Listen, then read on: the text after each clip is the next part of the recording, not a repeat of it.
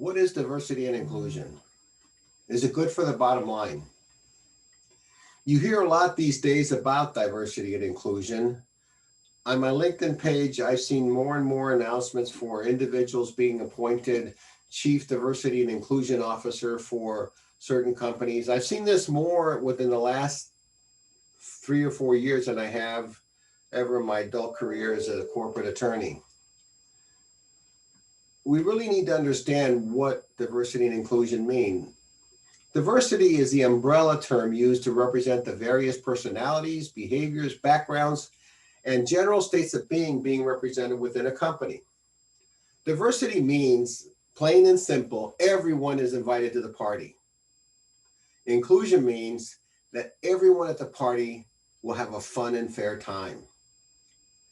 Diversity and inclusion should be a corporate initiative designed to employ, represent, and protect different backgrounds, protect dissenting perspectives, as well as also defend similar thinking.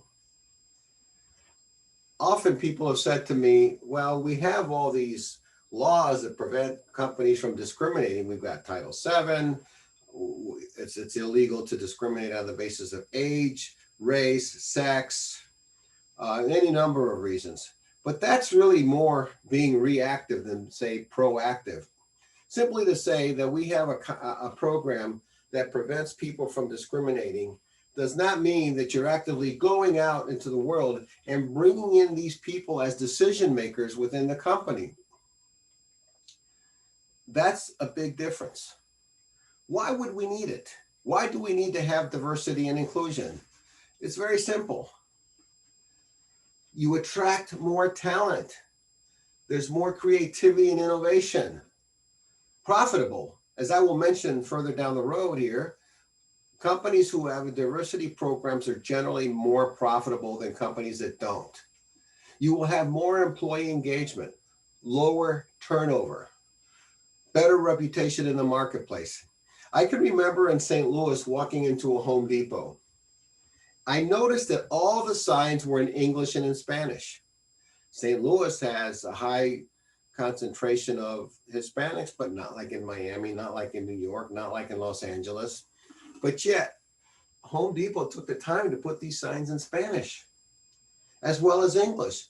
Why would you do that? It's very simple.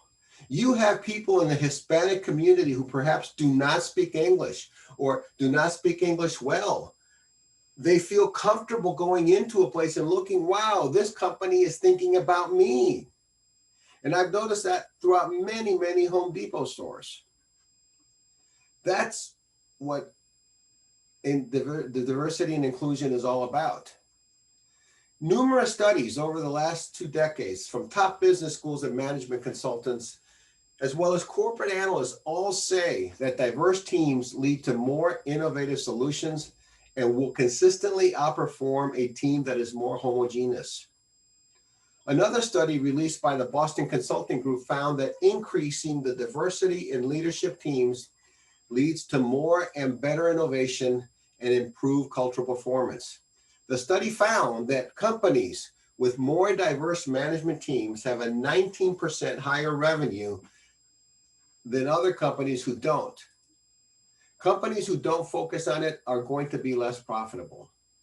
That's why diversity and inclusion is good for the bottom line. It's important to note that it's not easy to do. I am not saying to you that you go into the corporation and say, we're going to have a shakeup and this is what we're going to do. I think it has to be a thoughtful and methodical process in which to include these individuals. I can remember interviewing a law firm on a major case in the United States. And one of the areas in which the firm was bragging was about the number of women partners that they have in this area. And I think it's great that the firm made an effort to employ more women partners, especially at a firm at that level. However, the question I asked, what are you doing for others? It seems like you're actively recruiting female partners, but what are you doing for Hispanics and African Americans, Asians. The lawyer stood there because he hadn't thought it through. So you see, diversity and inclusion isn't just include one group of people and then say we're done. You have to include as many as you possibly can, because that's the only way that you're really going to have a successful diversity program. Implementing these programs are not easy. They have to assure fair treatment, equal access to opportunity. You have to have teamwork and collaboration. You have to have a focus on innovation and creativity. There has to be organizational flexibility, responsiveness, and agility. You must have conflict resolution processes that are collaborative.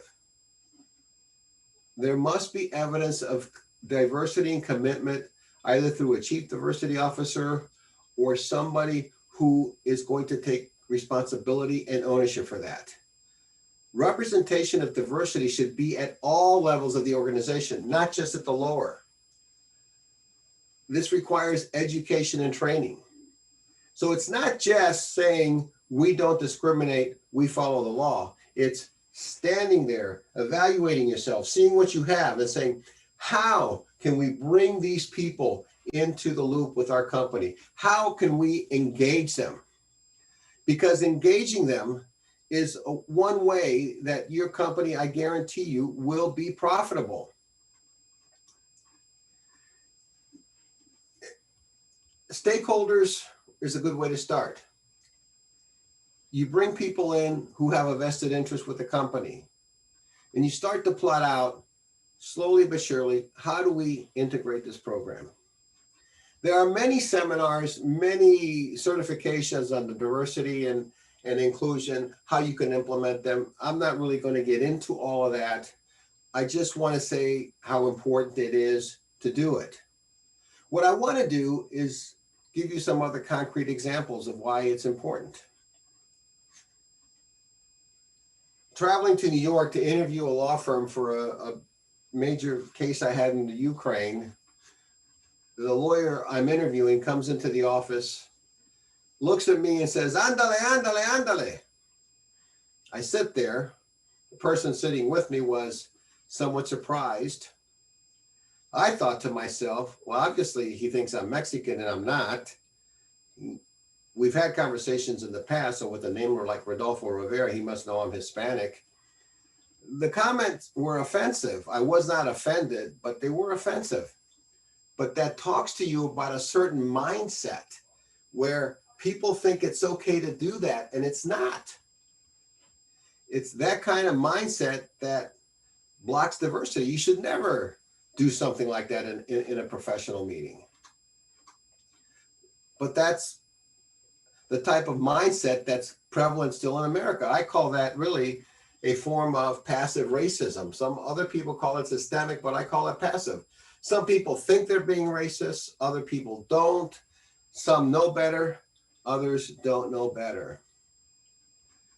And that's one of the hurdles of diversity inclusion, is getting people to overcome that mindset, to overcome stereotypes. And what better way to overcome those stereotypes except for engaging with those individuals?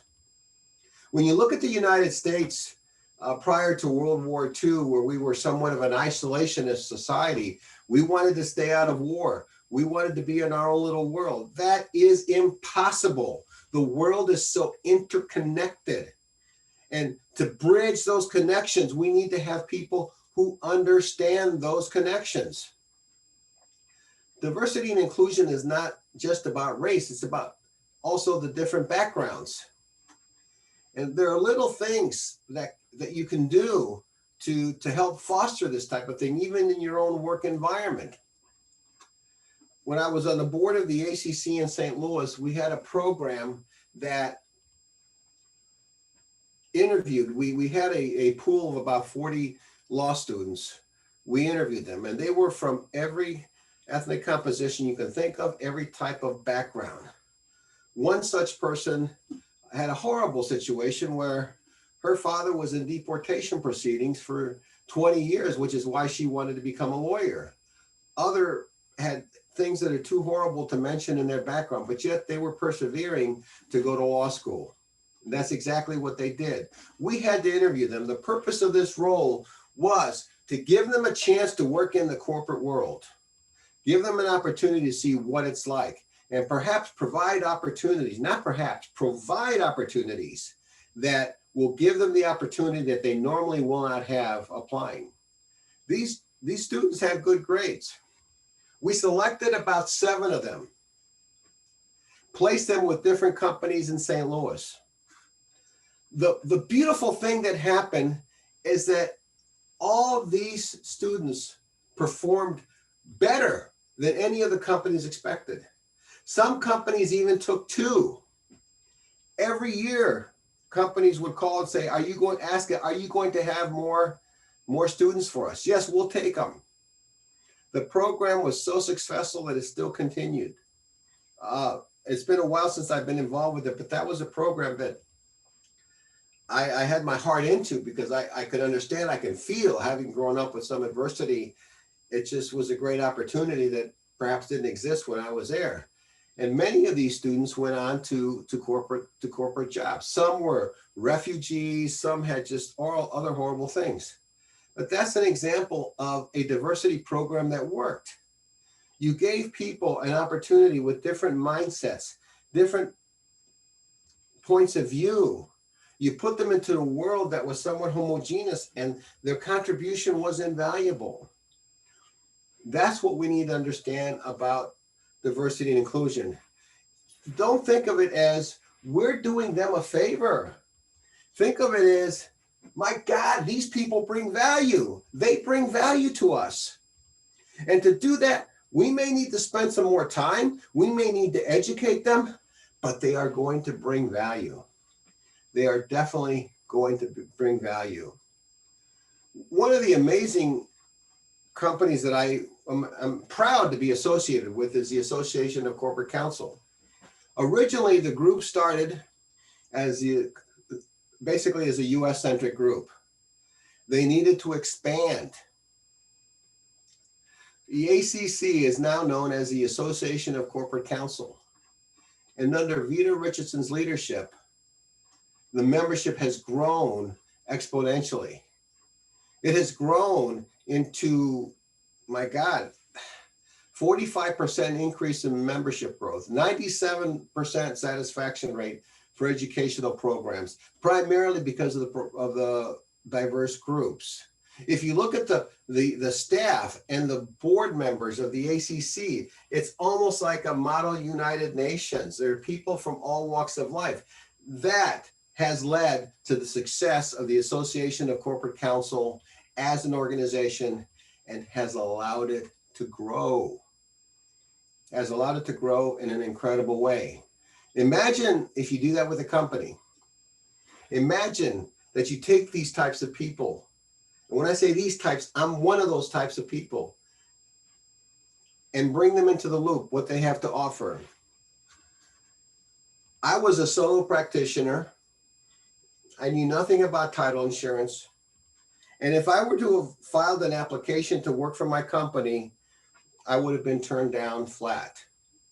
But the reason I was hired was because of my knowledge of Spanish, my understanding of the cultural in Latin America, and I had a different way of thinking. They taught me the insurance products I needed to know, and I have plenty of experts with the company who can teach me. But what I brought to the table was my understanding of different cultures and areas where we were going to do business, where we were going to expand. That's what a diverse person, that's what a diverse team can do. And the company was very receptive to doing what we needed to do. You just do it, get it done. Even in the way I manage litigation. Many of you work with lawyers in the United States, you know the mindset, oh my God, try working with lawyers in Mexico, try working with lawyers in Central America and Germany. It's a different mindset. It's a different mindset that's difficult for somebody who perhaps doesn't understand it, they've been in that situation, perhaps may not be able to manage it as well as somebody who has. That's the value of a diverse team. That's the value of diversity. Sometimes people think, they say, do we really need it? An interesting point to consider is the population of the United States of America. There are 328 million people, more or less. In fact, to be exact, 328, 239, 523 million people. Of that group, 76% are white. That comes to about 250,446,756.05. I don't know where the 0.05 comes from, but there's, I guess, a 0.05 person somewhere.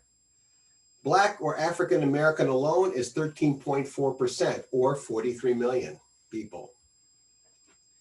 American Indian, Alaska Native, 1.3%, 4 million. Asian, 5.9, about 19 million.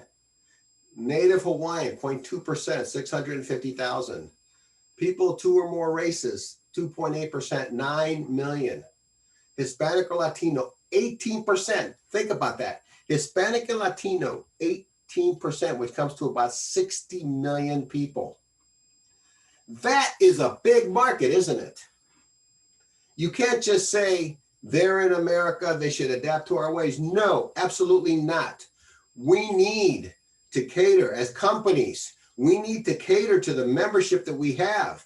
We need to reach out to these people. And of course, if we are trying to reach out to them, we must bring them into the loop. We must make them part of the process. We must have them be there at the table to be able to provide ideas. That's why diversity is important. It's not because it's such a social custom. It's not because it's a way to, well, let's do something nice for somebody. No, no, no. It's a way to become more profitable. It's a way to work more collaboratively. It is a way to just do better throughout the world. Even the decision by Home Depot to put those things in Spanish. I'm not privy to what Home Depot does, but that little thing, that little act alone of putting the signs in Spanish is something that impressed me, being bilingual. I was flabbergasted. I thought, well, and you know what? I started buying more at Home Depot.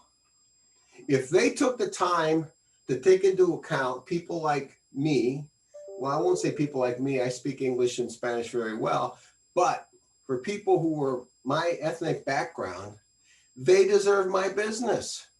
So whenever I can, I shop at Home Depot. Because you see, you develop also a sense of customer loyalty.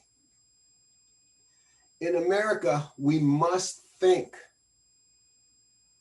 about the other world. We must acknowledge that we are not alone. And we will never, ever be in a situation where we can survive like we did prior to World War I, prior to World War II, where we have everything we need.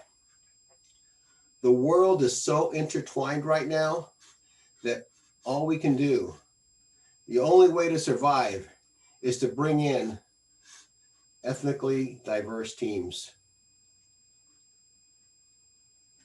It's a wonderful thing. I would encourage everyone, not just with the company, but even in your daily lives, to think about diversity and inclusion in your personal lives too. Get to know other people.